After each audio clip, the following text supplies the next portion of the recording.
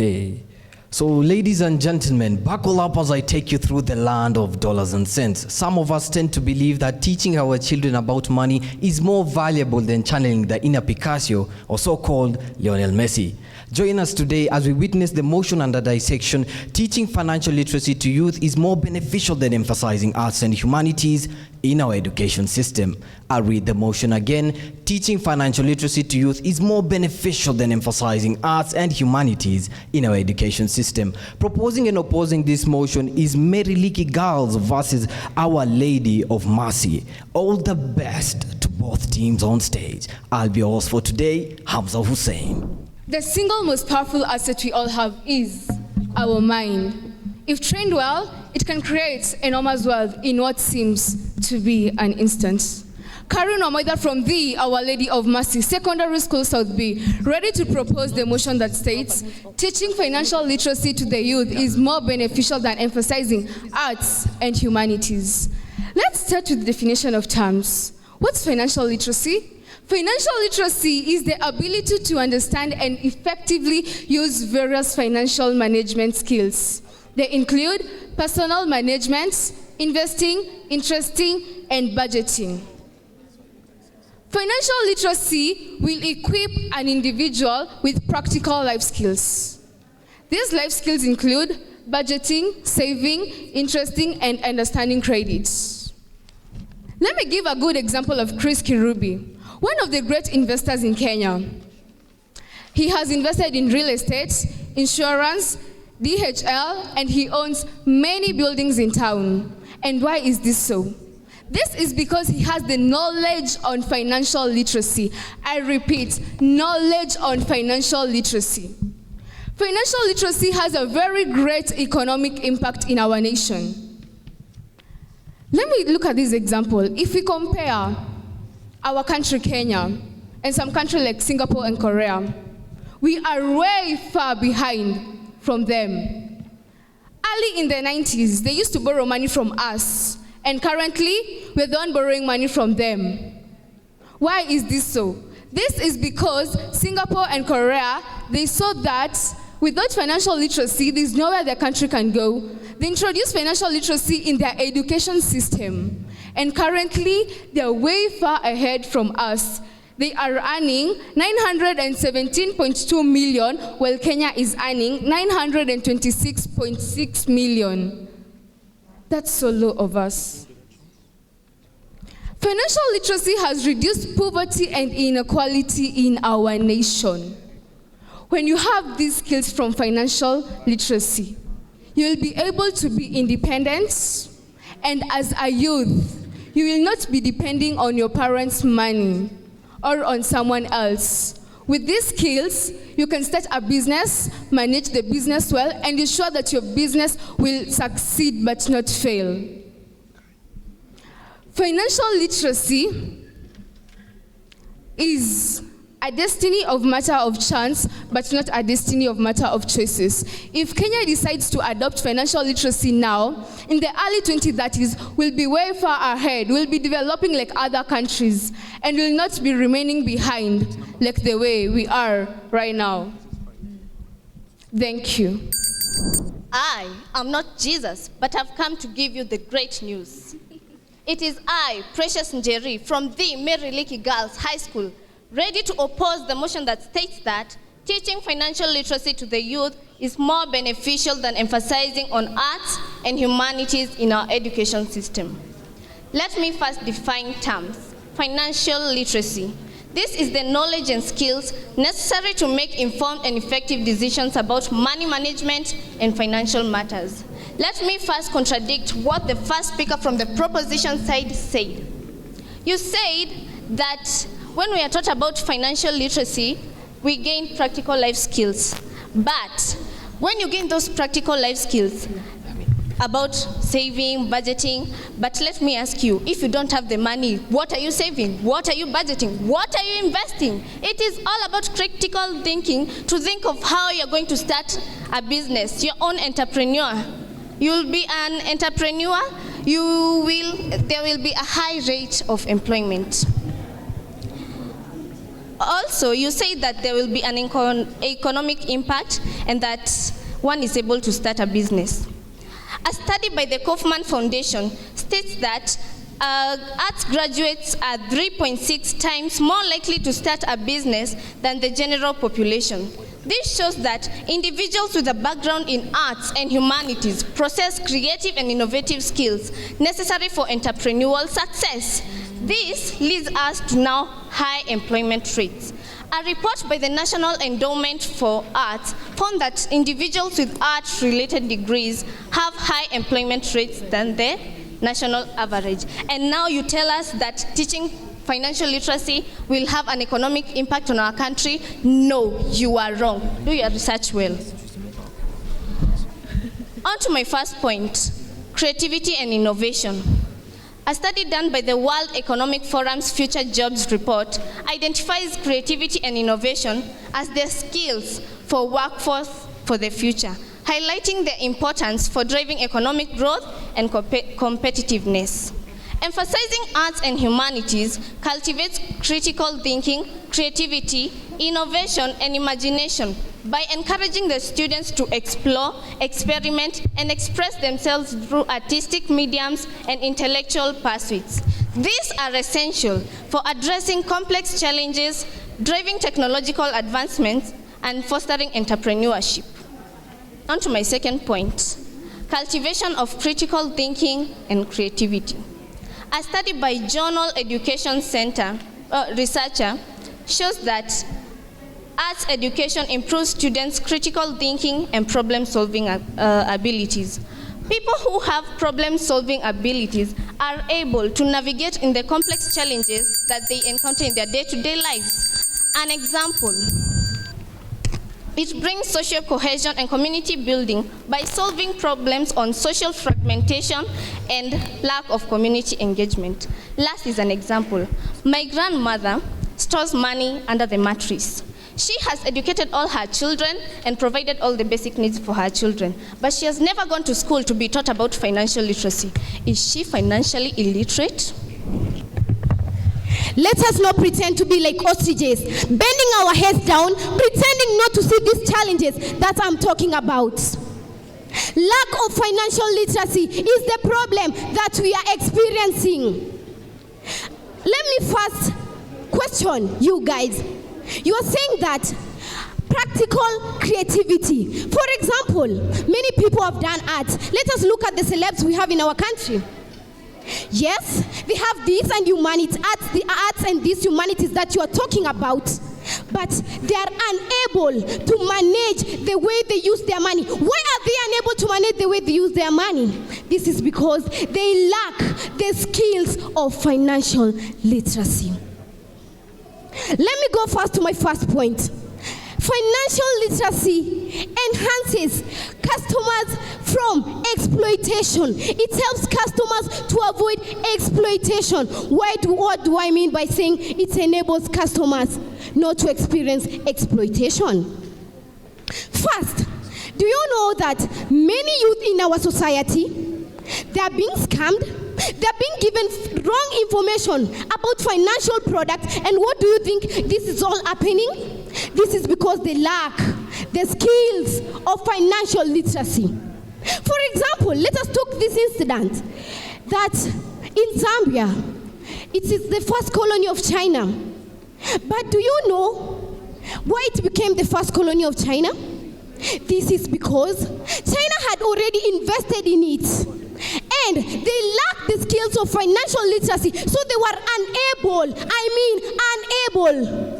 to pay the investment. My second point, financial literacy creates job opportunities. Job opportunities. What do I mean job opportunities? When somebody is financially literate, or let us say when a youth is financially literate, this youth can become self-employed, can start his or her business because he or she has the skills of financial literacy. Let me go to my third point. Financial literacy can prevent devastating moments in life. What do I mean, devastating moments in life?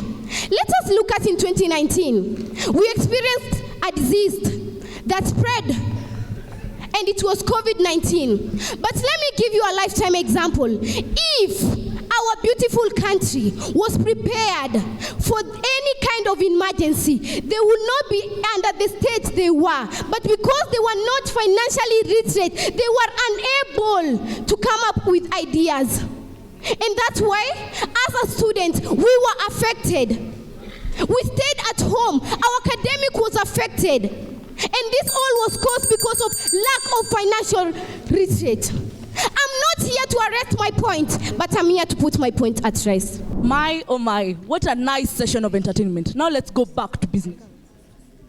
Brilliant Annette from the Leaky Girls High School, here to strongly oppose the motion that states teaching financial literacy to the youth is more beneficial than emphasizing arts and humanities in our education system. The that speaker from the proposing side stated that in 2019 we experienced a pandemic. This pandemic affected the country. If the country was financially literate, if the country was financially literate, they will be prepared. Do you want to tell me we have to blame this to financially literacy? Because you want to tell me that this virus was like, oh, I'm coming. I am coming, get ready. I am on my way, get ready. No, this is a pandemic, not to be expected. And you can't blame financial illiteracy. You cannot say that the country was financially illiterate. And also, you said that our first speaker stated that lack of practical life skills will make you financially literate. Sorry to quote, but that's what your first speaker said. On to my first point. Promotion of cultural understanding and diversity. Arts and humanities education exposes the students to diverse culture, perspectives, and experiences. What does this foster? Fostering empathy, tolerance, and appreciation of different ways of life. A research conducted by the American Academy of Arts and Sciences shows that students who study humanities courses show greater cultural awareness and sensitivity. As an example, right now we plan a trip and go and visit the Ilchamus community. The Ilchamus are not modernized. The Ilchamus are not developed. Do you want to tell me those students will come out the same way they went in? Those students will come back with tolerance, empathy, and a different perspective of life. These students will appreciate there are different ways of life. This shows that emphasis in arts and humanities promotes emphasis in arts and humanities should be emphasized. On to my second point. Creative industries contribution. Data from the U.S. Bureau of Economic Analysis indicates that the arts and humanities sector contributes significantly to the economy, generating billions of dollars as revenue and supporting millions of jobs. Individuals with arts and humanities play crucial roles in this sector, driving innovation and robust economic growth. As an example, you have Johnny Ive. He is the former chief design officer at Apple. He designed the iPad and the iPhone. He did not study financial education. Do you want to tell me that he's financially literate? I rest my case. Having money is like having a butterfly on your hand, since it can fly away. Cheryl Adhiambo from Our Lady of Mercy Secondary School South B, strongly proposing the motion that states teaching financial literacy to the youth is more beneficial than emphasizing arts and humanities. First, I'll start by answering you. We blame our country for suffering due to COVID-19 because we were financially illiterate. If we were financially literate, we would have saved for emergencies. You have said that we did not know that the disease is coming. Yes, we didn't. And that is why in financial literacy, we learned that you're supposed to save for emergencies. It was an emergency. On my first point, financial literacy helps one to build wealth over time. Building wealth is a process. Truly, it is a process. To build wealth, you have to start small by small until you attain the achievement you want. Due to financial literacy, you will be able to know how you will plan your money. I know that I am going to save this amount to attain the maximum level I want. Financial literacy enables one to achieve a long-term goal. Yes, truly it does. Achieving a long-term goal is still a process. You have to plan for your money. You have to know that I have to save this amount so that I can achieve my goal. Financial literacy gives one confidence. Let me give a concrete, sublime, and splendid example. Before you do an examination, if you have prepared and revised well, you are confident that I am going to pass this examination. Then, if I am financially literate as a youth right now, I know that when I finish doing my school, I will have a career. I will be confident that I am able to manage my money, I am able to save, and I will be able to attain my goal. You can't tell us that learning arts and humanities is very important than emphasizing on financial literacy. In our country, we need financial literacy. If people in Kenya were financially literate, we could have been far away right now. As my fellow proposer has said, that Zambia is suffering right now due to lack of financial literacy. We are supposed to be far ahead if we introduce financial literacy in our education system. You talk of arts and humanities, give us critical thinking alone. What else? Financial literacy also gives you critical thinking. How? You are able to know how I am supposed to spend my money. You will not squander your money in things that are useless. No. I am not a prophet of doom.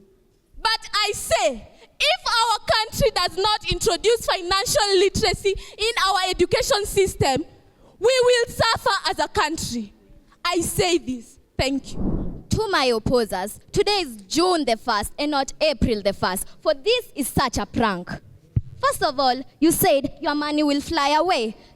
But will it fly away when you have the skills? No, it won't. Because you'll know by this time, you have been established with the skills. I, Lona Kinywa from the Leaky Girls High School, here to strongly oppose the motion that states teaching financial literacy is more beneficial than emphasizing arts and humanities in the education system. Why, you ask? Holistic development. When we emphasize arts and humanities in education, it fosters holistic development by nurturing creativity. With arts and humanities, it will be essential for social interaction. An example is the famous YouTuber, Daman. No. Let's come back to Africa. Sam Speedy, also known as Ojo. What does he do? He teaches us on the do's and don'ts in an African home. What is he doing? He's educating his audience that they should have this and they should avoid this so as to have a peaceful time with their family. And yet you say it should not be emphasized. Please do your research well, for it seems to exchange them with Bushmen. On to my second point, personal fulfillment. A report by Americans for the Arts Highlight emphasizes arts and humanities give satisfaction.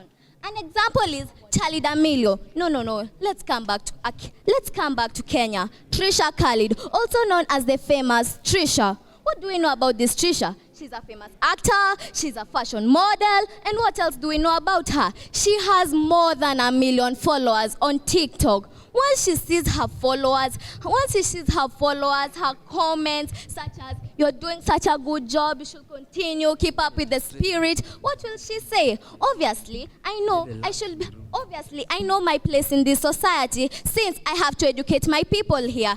Obviously, I should do this, so I should show a better picture of myself to my audiences. And yet you say it should not be emphasized. Let me tell you something. All of us here are usually given pocket money before coming to school. Yes? Yes, we are given. And when you are enhanced with the critical thinking, you'll know, obviously I should not spend my money all at once, because there's another time I'll need it, and more importantly, it will be for a more important reason. So, my dear proposers, why argue with us when you can join us? For if my watch is not lying, I think we already took out the trash. And with that, I rest my case.